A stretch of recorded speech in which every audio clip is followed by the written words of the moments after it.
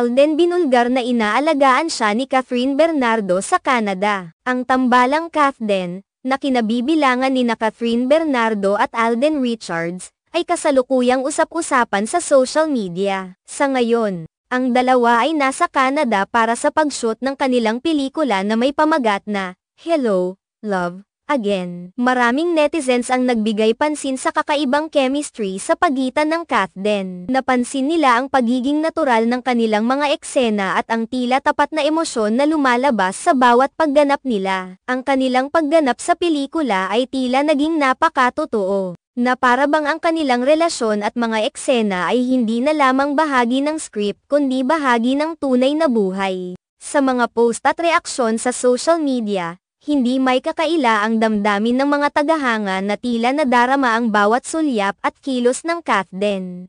Maraming mga fans ang nagkomento na parang totoong-totoo na ang kanilang interaksyon sa pelikula, na tila lumalampas na sa pagiging isang fictional na kwento. Ang mga tagahanga ay lalo pang nasisiyahan dahil sa nakikitang pagkamakatotohanan sa bawat pagganap ng dalawa. Kaya't hindi nakapagtataka na ang Kathden ay naging sentro ng diskusyon sa social media.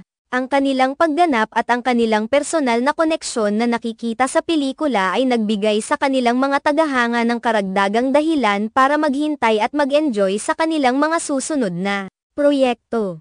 Ang mga eksena nila sa Hello, Love, Again ay tila nagbibigay ng bagong lasa at damdamin sa mga taga-subaybay, na nagpapakita ng kanilang dedikasyon at pagmamahal sa kanilang craft.